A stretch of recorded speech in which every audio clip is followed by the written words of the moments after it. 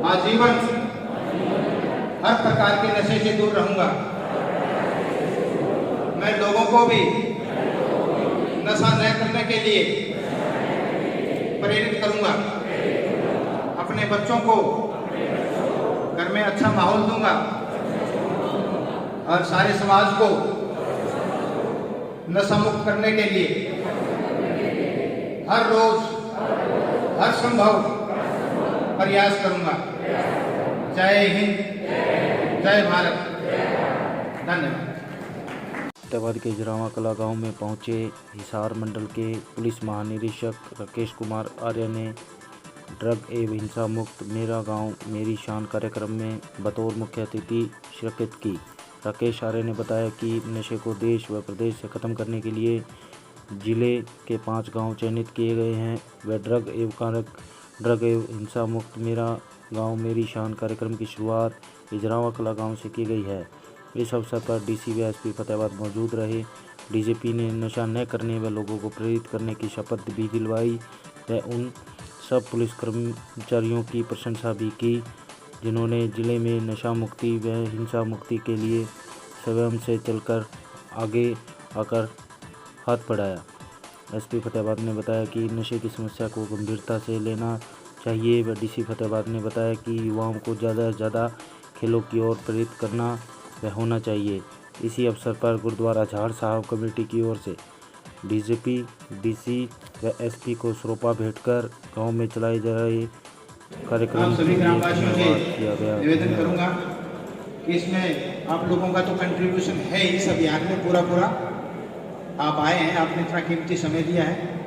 एक बार हम खड़े होकर के एक ओथ भी ले लें इसके बारे में। हिंसा मुक्त मेरा गांव मेरी शान प्रोग्राम में पहुंचे हैं, क्या कहना चाहिए? देखिए, जिस तरह से अभी कार्यक्रम संपन्न हुआ है उसमें भी बात हुई, सभी अधिकारियों ने भी अपनी बात रखी। ये ड्रग्स की जो बुराई है, जिस तरह से वो पैर पसार रही है एक गांव से दूसरे गांव, दूसरे से तीसरे गांव, और काफ़ी बच्चे या युवा पीढ़ी इसके प्रभाव में आ रही है। तो उस बुराई से बचने के लिए और नई पीढ़ी को बचाने के लिए जिला प्रशासन ने ये सहयोग, गांव वालों के सहयोग लेकर के एक शुरुआत की है।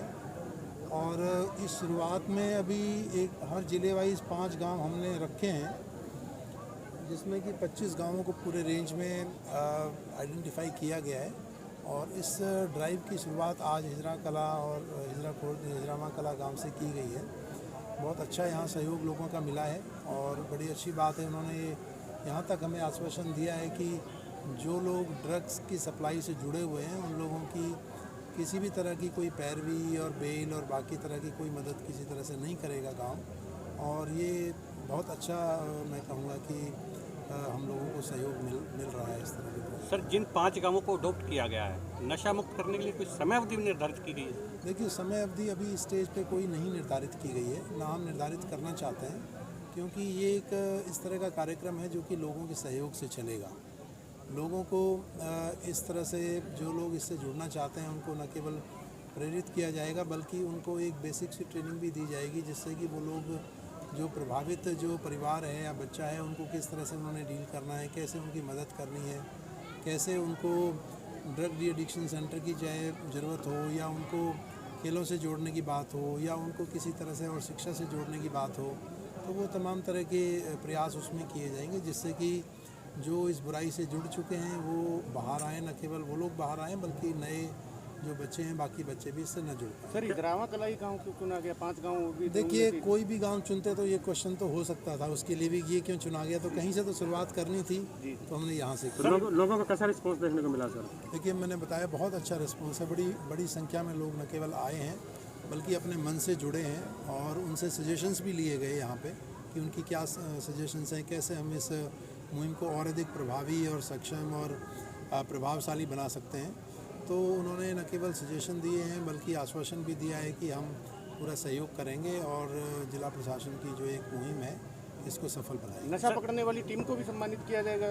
देखिए, सम्मानित हम अपनी नशा पकड़ने वाली जो टीम है उनको समय समय पर करते रहते हैं, और अभी जो टीम बनी है वो नशा पकड़ने या उसकी सप्लाई के लिए नहीं बल्कि जो नशे की जो डिमांड है उसको कम करने के लिए लोगों को, बच्चों को प्रेरित करेंगे, इसकी बुराई के बारे में बताएंगे, उनको ये समझाएंगे कि कैसे इस लत में नहीं पड़ना है, इससे पढ़ने से किस तरह से न केवल अपना जीवन खराब होगा बल्कि पूरे परिवार पे फाइनेंशियल बर्डन भी आता है, सोशल कई बार प्रॉब्लम्स भी उस चीज़ में आती हैं, बहुत तरह के चैलेंजेस होते हैं। तो ये डिमांड साइड को कंट्रोल करने के लिए सर पिछले काफ़ी समय से फतेहाबाद में मेडिकल नशे की सप्लाई और कंजप्शन बढ़ रही है, स्वास्थ्य विभाग का ध्यान भी नहीं है, पुलिस भी इस ओर नहीं जा पाती है। कोई ऐसा कोई डाटा यदि सजेस्ट दें आप तो शायद उस पर हम लोग कुछ कमेंट कर पाएंगे। देखिए हमारे पास जो स्टैटिस्टिक्स अवेलेबल है, पुलिस लगातार जो भी नशा है जो कि NDPS एक्ट के तहत आता है, जो कि ऑथराइज नहीं है, जो दवाइयाँ उनकी पकड़ करती रहती है, पकड़ा धकड़ी और रेड्स करती रहती है। अभी रिसेंटली लास्ट वीक भी एक बहुत ही कंसर्टेड वे में, बहुत ही जॉइंटली हमने प्लान करके रेड्स की थी सुबह।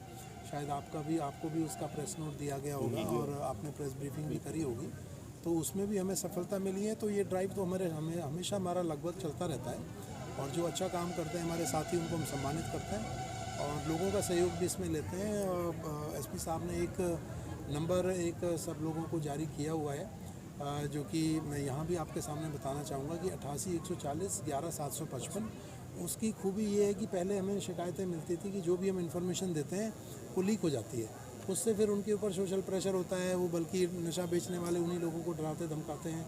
तो अब इसका ये फ़ायदा है कि SP साहब की खुद के सुपरविज़न में वो नंबर है, उनकी कस्टडी में है और कहीं कोई इन्फॉर्मेशन किसने दी है ये नहीं शेयर की जाती, किसके बारे में है वो टीम के साथ शेयर की जाती है। वो उस पर रेड करते हैं, पकड़ते हैं और उनके खिलाफ कार्रवाई करते हैं। हरियाणा में सर बाहर के राज्यों से नशा बढ़ाता है, बड़े सत्र के ऊपर दूसरे राज्यों के साथ पुलिस की बैठक भी होती है, फिर भी नशा सप्लाई।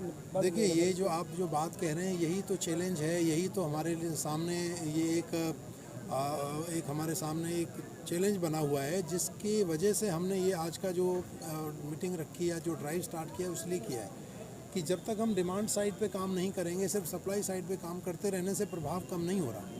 कहीं ना कहीं ओवरडोज से मौतें भी हो रही हैं, सप्लाईज भी बढ़ रही है। जैसे आप कह रहे हैं कि अवेलेबिलिटी है, हम अवेलेबिलिटी पे तो काम करेगी पुलिस और प्रभावी काम करेगी और इंटर डिस्ट्रिक्ट और इंटर स्टेट कोऑर्डिनेशन भी करेंगे, लेकिन डिमांड साइड पे भी काम करेंगे। और DC साहब ने अभी यहाँ पे मीटिंग में बातचीत हुई, कहा है कि पूरे ज़िले में वो पूरी ड्राइव ये स्टार्ट करेंगे और टीमें बना करके गांव तक और हर छोटे से छोटे कॉर्नर तक जुड़ करके लोगों को साथ में लेकर के इस बुराई से दूर करने का प्रयास। फतेहाबाद जिले के अंदर आसपास के दूसरे राज्यों के क्षेत्र बहुत लगते हैं जी, बॉर्डर लगते हैं, उनके ऊपर सख्ती नहीं है सर अभी तक। देखिए आप ऐसा नहीं कह सकते सख्ती नहीं है, इंटर स्टेट बॉर्डर नाकाज हैं, सरप्राइज चेकिंग भी की जाती है और सोर्स इन्फॉर्मेशन भी लेकर के उनमें रेड्स की जाती हैं, तो वो तमाम तरह के प्रयास पुलिस कर रही है लगातार। सर एक जो अभी नशा पकड़े गए हैं उनकी जो अभी तक संपत्ति है कितने अटैच कर चुके हैं और क्या डाटा है? देखिए उनको आइडेंटिफाई कर लिया गया है फॉर श्योर और पिछले SP साहब से अभी तो सुरेंद्र जी ने अभी ज्वाइन किया है, उन्होंने कई केसेस में प्रॉपर्टी अटैच कराई थी और वो कार्रवाई हमारी लगातार चलती रहती है। वो एक टाइम पीरियड नहीं है क्योंकि उनका डेटाबेस बनता रहता है, जब जिसमें लगता है कि हाँ इनके इतने नंबर ऑफ़ केसेस हो गए हैं, उनकी प्रॉपर्टी आइडेंटिफाई हो जाती है, उसके बाद इस प्रक्रिया को आगे लेकर के जाया जाता है। आई एम श्योर कि अभी भी कई सारे केसेस में ऐसी कार्रवाई चल रही है। कई आरोपी हैं जिन पर 12 मुकदमा अभी तक दर्ज है, मगर वो 2 दिन पहले पकड़े गए, फिर वही वापस आ गए, वही सामान बेच रहे हैं। देखिए कोई नाम से आप बताएंगे स्पेसिफिक तो शायद आपको उस बारे में हम लोग ज़्यादा स्पष्ट बता पाएंगे, ऐसा तो शायद हमारी नज़र में कोई नहीं है। यदि कोई है वो रिपीट ऑफेंडर हैं जो बार बार करते हैं, उनके लिए अलग से कानूनी प्रावधान है, उनके खिलाफ भी कार्रवाई करती है और उसमें जब चालान दिया जाता है तो उस बात को मेंशन किया जाता है और उसमें एनहांस्ड पनिशमेंट का मतलब बढ़ी हुई सज़ा का प्रोविज़न है उन लोगों के खिलाफ। एक आपके जो थाने हैं उनके अंदर मुलाजिमों की बहुत ज़्यादा कमी है, मुलाजिम भी कम है, गाड़ियाँ भी कम है, ना ही रात के टाइम में पूरी वो नाइट हो पा रही, कर्फ्यू नाइट ड्यूटी वगैरह कर पा रहे हैं और आपके कर्मचारी ही कहते हैं हम क्या करें, हमारे पास तो मुलाजिम ही कम है, कहाँ काम। देखिए बहुत जनरल सी बात है, तो रिसोर्सेज की अवेलेबिलिटी और जो काम हमारे पास है उसका एक जो खींचतान हमेशा आपस में हमेशा बनी रहती है। हमें अपने जो भी रिसोर्सेज हमारे पास अवेलेबल है उनको बेस्ट यूटिलाइज़ करना है हमारे काम में, ये हमारा चैलेंज होता है, चाहे वो ह्यूमन रिसोर्स हो या अदर रिसोर्सेज हों। तो यही लीडरशिप का चैलेंज है, इसको हम लोग डे टू डे में मीट विद करते हैं और हमारे पास जो भी बेस्ट अवेलेबल रिसोर्सेज हैं उनको हम अच्छे से अच्छे तरीके से उनका प्रयोग करके और ज़्यादा से ज़्यादा परफॉर्मेंस और प्रयास करके और अच्छे एफर्ट्स हम करके उसमें अच्छी सफलता प्राप्त करते हैं। नहीं, का मतलब ये है कि आपने हमें अपना सहयोग देने का वादा करना है। उसका मतलब ये आपके साथ है। 24 घंटे जो लोग इसमें इस काम में हैं, सप्लाई में हैं, उनको आपने डॉक्टर